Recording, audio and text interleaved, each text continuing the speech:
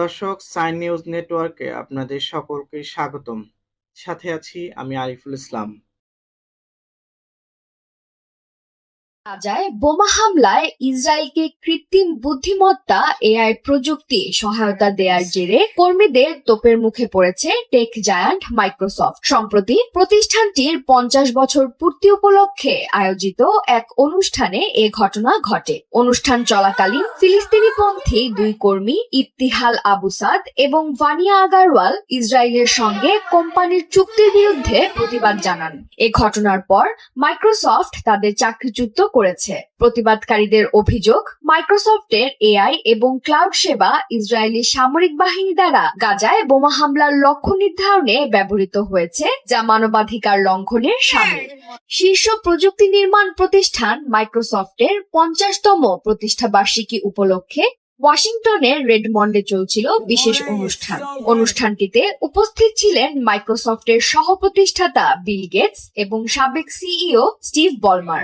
প্রতিষ্ঠানটির তৈরি কৃত্রিম বুদ্ধিমত্তা বিষয়ক চ্যাটবট কো-পাইলটের আনুষ্ঠানিক নানা বিষয়ে উপস্থাপনা করছিলেন মাইক্রোসফটের কনজিউমার আর্টিফিশিয়াল ইন্টেলিজেন্স প্রধান মুস্তাফা সুলেমান। তবে মাঝপথে ঘটে বিপত্তি। উপস্থাপনা চলাকালীন হঠাৎ মঞ্চের দিকে এগিয়ে যান ইফতিহাল আবু সাদ নামের এক কর্মী, যিনি দীর্ঘদিন ধরে ইসরায়েলি সরকারকে মাইক্রোসফটের গ্রাহক তালিকা থেকে বাদ দেওয়ার আহ্বান জানিয়ে আসছিলেন।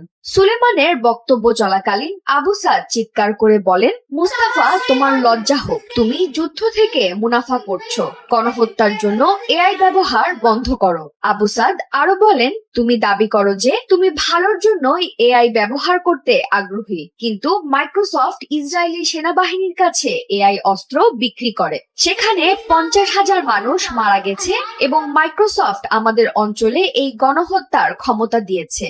জবাবে মুস্তাফা সুলেমান বলেন, তোমার প্রতিবাদের জন্য ধন্যবাদ, আমি শুনেছি।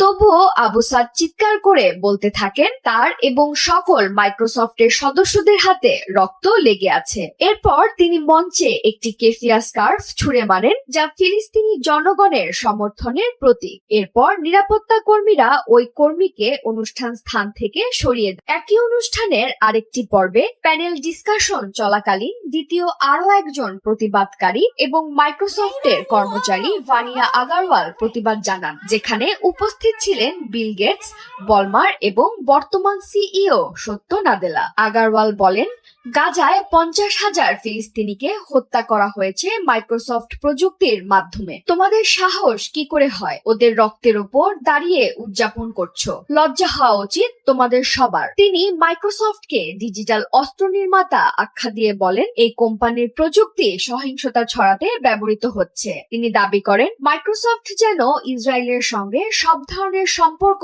ছিন্ন করে। বক্তব্য শেষে এক নারী নিরাপত্তা কর্মী তাকে অনুষ্ঠান স্থান থেকে সরিয়ে দেন। উল্লেখ্য, ভানিয়া একজন ভারতীয় আমেরিকান। তিনি বিগত 1.5 বছর ধরে মাইক্রোসফটের সফটওয়্যার ইঞ্জিনিয়ার হিসেবে কর্মরত ছিলেন। সত্য নাদেলা, বিল গেটস বা স্টিভ বলমার কেউই প্রতিবাদের কোনো জবাব দেন এবং আগারওয়ালকে বের করে দেওয়ার পর প্যানেল আলোচনা পুনরায় শুরু হয়। যিনি কানাডায় বসবাস করেন, তাকে যুক্তিসঙ্গত কারণ, ইচ্ছাকৃত অসদাচরণ, অবাধ্যতা বা ইচ্ছাকৃত কর্তব্য অবহেলার কারণে বরখাস্ত করা হয়েছে। আবু সাদ মাইক্রোসফটের এআই ডিভিশনের সফটওয়্যার ইঞ্জিনিয়ার হিসেবে কর্মরত ছিলেন। অন্যদিকে ভানিয়া আগারওয়াল মাইক্রোসফটকে তার পদত্যাগের ঘোষণা দেন একটি কোম্পানির ইমেইলে, যেখানে তিনি উল্লেখ করেন এই পদত্যাগপত্র 11 এপ্রিল থেকে কার্যকর হবে। তিনি লিখেছেন, আমি কোনোভাবেই এমন একটি কোম্পানির অংশ হতে পারি না যা এই সহিংস অন্যায়ে অংশ নিচ্ছে। তবে মাইক্রোসফট তাকে সোমবার তার পদ থেকে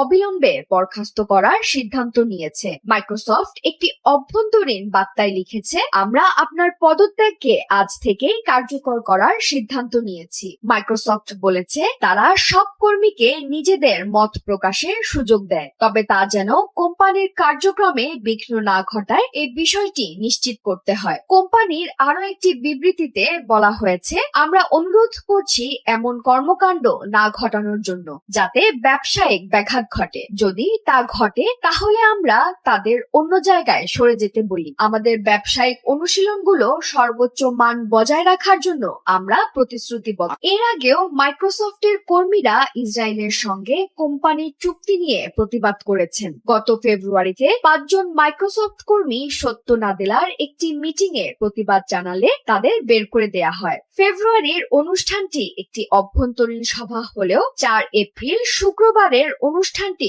জনসম্মুখে হয়েছিল। এমন গুরুত্বপূর্ণ খবর পেতে আমাদের চ্যানেলটি সাবস্ক্রাইব করুন এবং বেল আইকনটি অ্যাক্টিভ করুন।